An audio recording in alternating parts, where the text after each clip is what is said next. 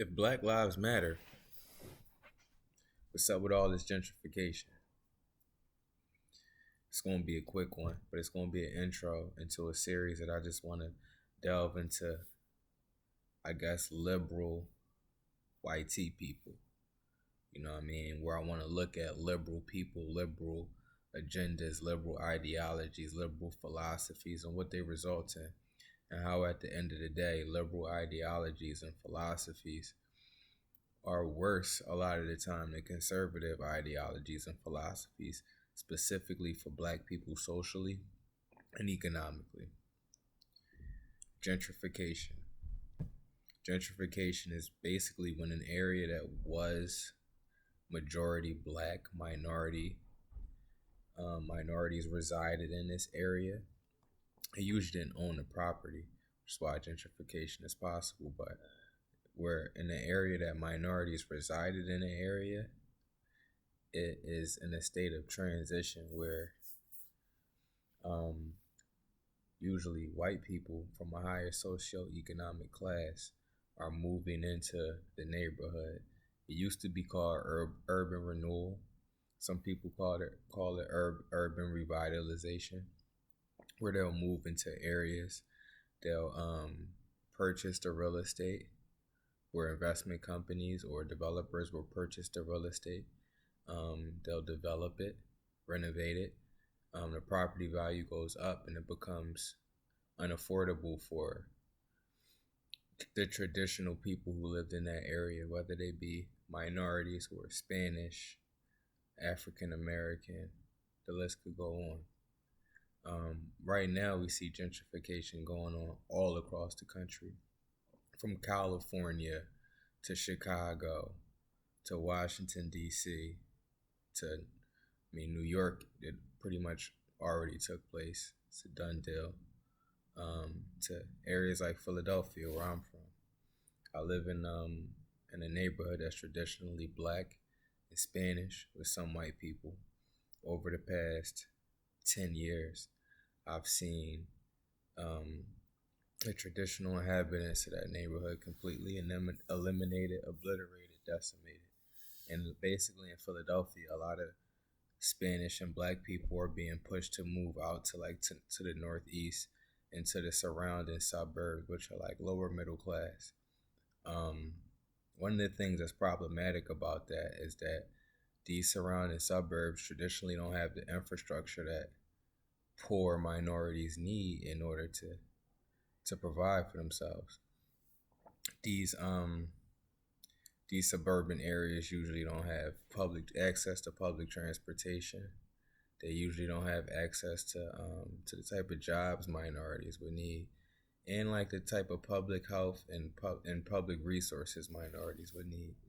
Then we have cities that were traditionally inhabited by lower class to working class minorities that are in a state of transition where the businesses such as restaurants, markets are transitioning, and now they carry products that basically working class minorities can't afford.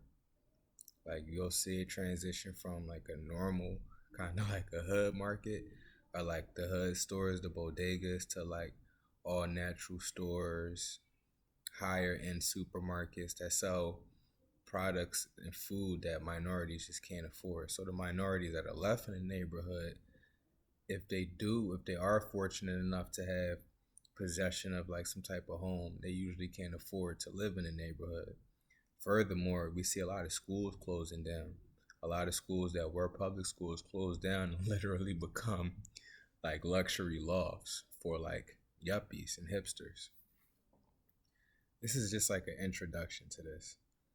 To me, the thing that's so devastating about this is it forms like a form of economic slavery and colonialism that minorities can't escape. The only reason gentrification is possible is because of like redlining and a lack of economic inclusion in the 50s, 60s, 70s, and 80s for that matter. So that's the only reason gentrification is even possible, because Blacks were pretty much boxed out politically and economically from even being able to own homes in the communities they lived in and own property in the communities they lived in because of practices such as redlining. Now, what happens is usually non-black developers come into these communities, buy up all the property, renovate the property, make it unaffordable for black people. There's no bigger nightmare than not having anywhere to live. Like when you're literally like, well, we can't afford to live in this neighborhood anymore. Where do we go? You might have to move 45 minutes, an hour away, further away from where you work. And to me, it just destroys communities. The thing that's so interesting to me is in most of these gentrified communities, you see signs in the window saying Black Lives Matter. If Black Lives Matter, what's the deal with gentrification? Because gentrification destroys black lives, it destroys black families. One thing that's interesting, gentrified neighborhoods are usually the neighborhoods that were previously among the more violent neighborhoods with the most crime. I think one thing that this crime is attributable to is the rising cost of living in these neighborhoods, the rising cost of rent, the rising cost of food, the rising cost of necessary resources, the rising cost of transportation, etc., etc., etc. So because of this, there's more competition in these minority neighborhoods. Less money, less opportunity, more competition. So what usually happens? More crime. People turn to the streets to get what they can. Selling drugs, whatever, through violent crimes, home invasion, robbery. And that only makes the process of gentrification even more rapid because as crime increases, there are less men in households and the community is devastated. So it becomes less possible to hold on to these communities in these neighborhoods and to invest in these communities in these neighborhoods. The thing that's so interesting to me is the same liberal people who talk about Black Lives Matter are usually the same liberal people who are participating in gentrification. So you don't want to see black people shot and killed in the streets, but you're making it impossible for black people to build and have a community. Like I said, this is something that I want to really dive deep into. Maybe even, maybe even discuss some statistics. Try to pull up some Bureau of Labor and Statistics. Some like quantitative analysis on it. Try to understand, ascertain why and what's going on. The bottom line to me, though, is gentrification is an evolved form of white supremacy. It's economic white supremacy at its highest level. Think about it. Think about it. And the result is less and less black homes, less and less black families, less and less assets owned by black people.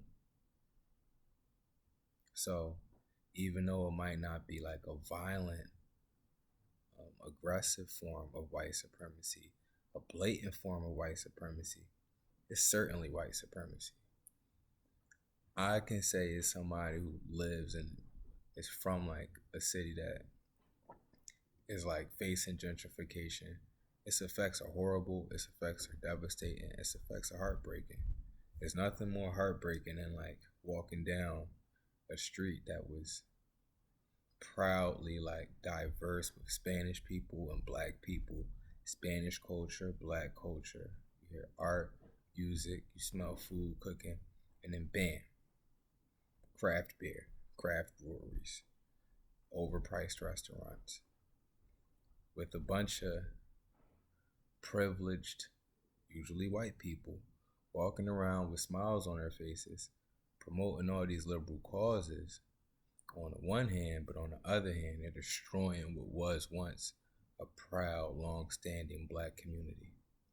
If you look at South Philly, if you look at North Philly, Northern Liberties, Old Kensington, Fishtown, these were all majority minority communities that are now devastated.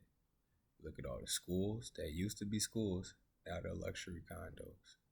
So this is just kind of the intro to the concept that gentrification is a highly evolved form of white supremacy, basically wrapped up with a bow on it, a nice package to look cute, smooth taste.